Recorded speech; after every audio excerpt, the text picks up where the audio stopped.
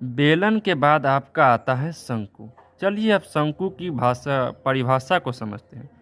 किसी समकोण त्रिभुज को उसकी किसी एक भुजा के परितः घुमाने पर बनी ठोस आकृति को शंकु कहते हैं। यानी कि मैया देखिए, एक क्या है, एक समकोण त्रिभुज, उसके एक भुजा को क्या किया गया, परितः घुमा देने से जो आकृति बनती है उसको क्या बोलते हैं, शंकु बोलते हैं। शंकु के चारों ओर लंब का घूर्णन, ये देखिए इसको बोला जाता है लंब। यानी कि ये क्या होता है, इस समकोण त्रिभुज में ये लंब होता है, ये आधार होता है और ये कर्ण हो जाता है। तो जब लंब के चारों ओर घुमाया जाता है यानी कि इसके, तो लंब लंब क्या हो जाता है, इसमें अति शंकु के लिए ऊंचाई बन जाता है। आधार जो हो जाता है इसके लिए त्रिज्या बन जाता है। और कर्ण जो होता है इसके लिए तिरछी ऊंचाई के नाम से जाना जाता है। जब आधार के चारों ओर घूर्णन होता है तब वो पलट जाता है और उसमें क्या होता है, इसका जो लंब हो जाता है वो त्रिज्या बन जाता है और इसका आधार इसके लिए एक प्रकार का क्या बन जाता है, ऊंचाई बन जाता है शंकु के लिए। और समकोण त्रिभुज का वही जो आधार है तो आधार ही रहेगा। और इसका जो कर्ण होगा वो इसके लिए क्या बन जाएगा, इसके लिए ये बन जाता है अति तिरछी ऊंचाई। जब कर्ण के चारों ओर घूर्णन होता है तो दोनों तरफ शंकु बनाता है, एक ऊपर की तरफ, एक नीचे और एक ऊपर की तरफ, कुछ इस प्रकार का। इसमें क्या होता है, जो अति लंब होता है वो L1 यानी कि पहली तिरछी ऊंचाई और जो आधार होता है वह दूसरी तिरछी ऊंचाई बन जाती है। और जो कर्ण होता है यानी कि पहला कर्ण और दूसरा कर्ण दोनों का योगफल जो होता है यह इसका ऊंचाई हो जाता है। और इसमें का आर जो होता है वह इसके अति कम समकोण से निकाला जाता है, यानी कि L2 गुने L1 बाई इसका क्या हो जाएगा, ऊंचाई। ये क्या हो जाता है, इसका त्रिज्या हो जाता है।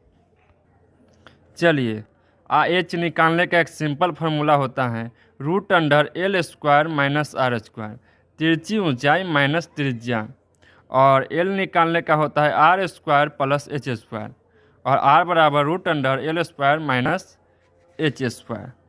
अब समझते हैं शंकु का वक्र क्षेत्रफल। शंकु का वक्र क्षेत्रफल हो जाता है πRL और शंकु का संपूर्ण क्षेत्रफल होता है πR into L plus R। और शंकु का आयतन जो हो जाता है 1/3 πR² इंटू H।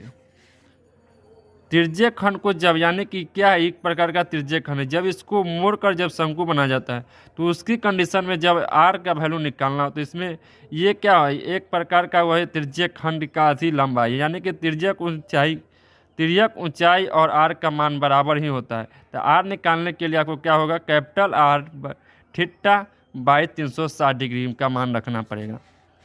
अब समझते हैं छिन्नक बाल्टी गिलास। शंकु कैसा होता है, छिन्नक बाल्टी गिलास या कुल्फी के समान होता है। चलिए तो छिन्नक का वक्र क्षेत्रफल जो हो जाता है πL इंटू बड़का R प्लस छोटका R। बड़का R इसके लिए और छोटका R छोटे वाले के लिए। छिन्नक का संपूर्ण क्षेत्रफल π इंटू बड़का R² प्लस छोटका R² प्लस L इंटू बड़का R प्लस छोटका। बाल्टी का संपूर्ण क्षेत्रफल हो जाता है π into small R² plus L into बड़का R प्लस छोटका R। छिन्नक की तिरछी ऊंचाई क्या होती है, L बराबर हो जाएगा √H² प्लस इंटू बड़का R माइनस छोटका R² का होल स्क्वायर। चलिए इस क्वेश्चन को समझते हैं। किसी शंकु की तिरछी ऊंचाई 13 सेंटीमीटर है, यानी कि L का बराबर कितना हो जाएगा, 13 सेंटीमीटर, और उसकी त्रिज्या R बराबर हो गया 7 सेंटीमीटर। तो क्या निकालना उसमें, आयतन, वक्र क्षेत्रफल और संपूर्ण क्षेत्रफल। आयतन निकालने के लिए हमको ऊंचाई पता होना चाहिए, तो ऊंचाई बराबर क्या हो जाता है, √L² माइनस R²। L का मान कितना है 13, 13 का स्क्वायर 169 माइनस 49 घट के कितना हो जाएगा 021 120। 120 का वर्गमूल होता नहीं तो ऐसे ही रख सकते हैं। हाँ अब लिखते हैं आयतन बराबर क्या होता है 1/3 πR² इंटू H। तो 1/3 पाई का मान 22/7 और 7 गुने 7 गुने √120। इससे कट जाएगा तो क्या हो जाएगा 1/3 गुने 22 गुने 7 गुने √120।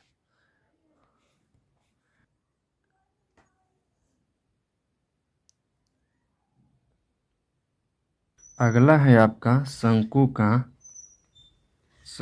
का संपूर्ण पृष्ठ क्षेत्रफल।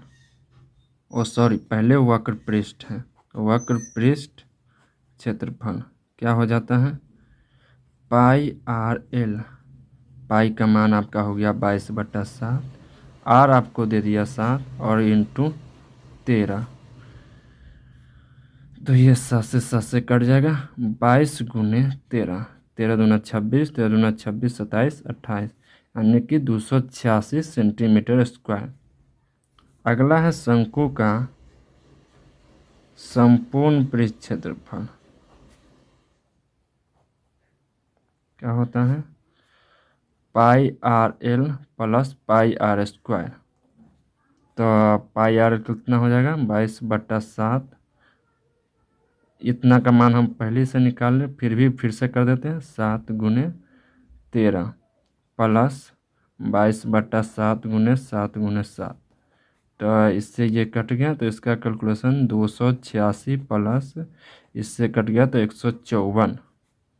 क्या हो जाएगा 6 4 10 के 0, 8 5 13, 1 14 के 4, 2 1 3 1 4 सेंटीमीटर स्क्वायर। ये रहा आपका फाइनल आंसर 1 सेंटीमीटर स्क्वायर। ये रहा आपका फाइनल आंसर।